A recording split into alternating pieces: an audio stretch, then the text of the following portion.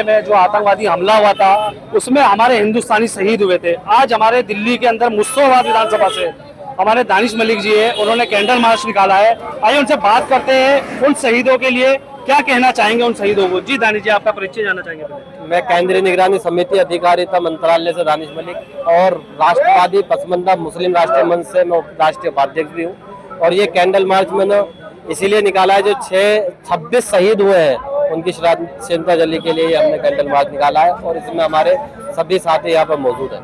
क्या कहना चाहेंगे, माननीय प्रधानमंत्री जी ने जो ठोस कदम उठाए हैं, जो आतंकवाद थे उनको कड़ी से कड़ी सजा देने के लिए, क्या कहना चाहेंगे प्रधानमंत्री जी को आप?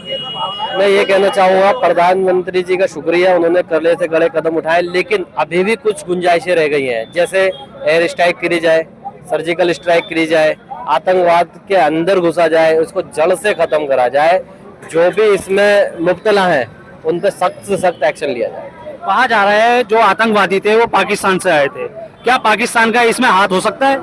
हाँ, क्यों नहीं होगा, पाकिस्तान का हाथ ही है इसके अंदर। इसका रीजन ये है क्योंकि पाकिस्तान चाहता है कि हिंदुस्तान का भाईचारा खत्म हो। रीजन ही ये था उनका कि भाई मुसलमानों का कलमा पढ़ा के मारा जाए या मुस्लिमों का उनका धर्म पूछ के मारा जाए, हिंदू को नहीं मारना है, ताकि हिंदुस्तान का जो हिंदुस्तानी है वो आपस में भटके और मुसलमानों को भड़काया जाए, हिंदुओं को मुसलमान के खिलाफ करे। क्योंकि उसके लिए मुसलमान अगर और हिंदू जब आपस में लड़ जाते हैं, हिंदुस्तान के यहाँ गिरे जैसी स्थिति बन जाती है, तो पाकिस्तान के लिए आसानी होगी, उसके लिए कश्मीर पे कब्जा करना आसान होगा। लेकिन ये नाकाम हरकत ये होने की नहीं है कामयाब। क्यों? क्योंकि यहाँ का हिंदुस्तानी समझदार है, यहाँ का हिंदू हो, मुस्लिम हो, कोई भी बिरादर से बिलोंग करता हो, किसी भी धर्म से बिलोंग करता हो, लेकिन हिंदुस्तानी सिर्फ हिंदुस्तानी है। जब बात हिंदुस्तान की आती है तो हिंदुस्तानी मर भी सकता है, मिट भी सकता है, मार भी सकता है, क्योंकि हिंदुस्तान हिंदुस्तान है और हिंदुस्तान था, हिंदुस्तान रहेगा। अभी कुछ सोशल मीडिया पे वीडियो वायरल हो रही है कि जो हिंदू समाज के कुछ लोग हैं, ये पता नहीं कौन से समाज है, लेकिन कुछ समाज के लोग जो मुसलमानों को बड़ी बेरहमी से मार रहे हैं, क्या वो सही है? मैं हिंदू समाज से अपील करूंगा, मेरे भाइयों, यही उनका मकसद था, उस पे वो कामयाब होते दिख रहे हैं। ऐसी हरकतें ना करें, इसको समझे और जाने और मुसलमान से मिले, फिर उससे पूछे कि वो आतंकवाद के लिए क्या भावनाएं रखता है। कोई मुस्लिम ऐसा नहीं है जो आतंकवाद के लिए सोचता है या आतंकवाद चाहता है, क्योंकि हर मुस्लिम हिंदुस्तान की मिट्टी में जन्म लिया है और हिंदुस्तान की मिट्टी में ही मरना चाहता है। अगर कोई आप उससे कहे मुसलमान से कि भाई साहब आपको 100 करोड़ रुपए दिए जाएंगे और हिंदुस्तान छोड़ दिया जाए, छोड़ दोगे आप? लेकिन नहीं, ऐसा नहीं है। और बहुत ऐसे मुस्लिम हैं जिनके पास पैसा भी था, दौलत भी थी, शोहरत भी थी, और वो चाहते तो हिंदुस्तान छोड़कर कहीं भी बच सकते थे, लेकिन उन्होंने यहाँ पर मरना पसंद करा और यहाँ पर अपने सच्चाई के सबूत देने पसंद करे, बट हिंदुस्तान छोड़ना पसंद नहीं करा। हिंदुस्तान नहीं चाहता गद्दारी करना, और मुसलमान तो बिल्कुल गद्दारी कर ही नहीं सकता, क्योंकि इस्लाम का पहला रूल्स ही ये है कि जिस देश में रहते हो उस देश के कानून को फॉलो करो और उस हिंदुस्तान के लिए मरने मिटने के लिए तैयार रहो। हिंदुस्तान में रह रहे हैं तो हिंदुस्तान की हमें मोहब्बत है और इसका सबूत देना हम नहीं चाहेंगे। क्यों? क्योंकि अगर हम सबूत देते हैं तो हमें इसमें शर्मिंदगी महसूस होती है।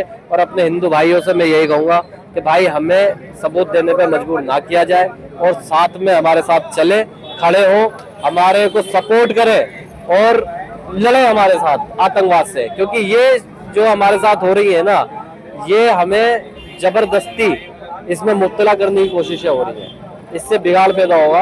हिंदुस्तान आपस में ना लड़े, मैं फिर यही कहूँगा, साथ में खड़े होकर आतंकवाद से लड़े, पाकिस्तान से लड़े और भी चीन से लड़े चलकर, लेकिन सब साथ होंगे तो लड़ना आसान होगा। आतंकवाद है, उसमें हिंदू और मुसलमान नहीं देखा जाता, चाहे कोई भी है। अगर किसी का खून बहा है, नाहक खून बहा है, तो उसमें मजहब का कोई रोल नहीं है। अगर किसी ने किसी का खून बनाया है, हमारे मजहब के अंदर हुक्म है कि खून का बदला खून है।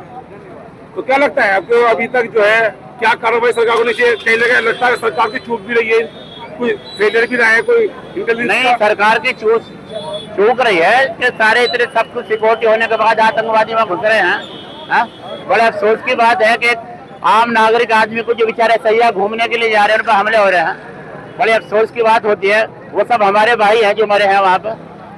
अच्छा, एक चीज और देखा जाए, क्या इसकी बहुत मजम्मत होनी चाहिए क्योंकि अक्सर सुनने में आ रहा है कि कहीं किसी को थैली वाले को मार दिया, किसी को। देखो, इस मजहब आतंकवाद का कोई मजहब नहीं है ना। मुसलमान अगर आतंकवाद मुसलमान है तो वो भी आतंकवाद है, अगर हिंदू आतंकवादी कर रहा है तो वो भी आतंकवाद है। कि ऐसा है कि जैसे देखे छोटे मोटे इस तरह ये बड़ा अफसोस होता है जब ये सुनते हैं। पहले हम गांव के अंदर रहते थे, इतना भाईचारा होता था। अगर हम किसी गैर मुस्लिम भाई के यहाँ जाते थे, जाते ही पानी मिला करता था, छाछ मिला करती, दूध मिला करता था। चाय का जमाना तो है, उस जमाने में दूध मिला करता। लेकिन आज नफरत अंदर अंदर फैलाई जा रही है। कुछ लोग हैं जो मुल्क के ताने बाने को भी बखेरने के चक्कर में लगे हुए हैं। अच्छा, क्या लगता है कैसे बेहतर बनेगा देश को? भाई देश तो बेहतर है, हम सब लोग मिलकर हैं, भाईचारा बनाए रखें, क्योंकि वो भी हमारे भाई हैं और मुसलमान भी हमारे भाई हैं। जो इस तरीके को कदम उठा रहे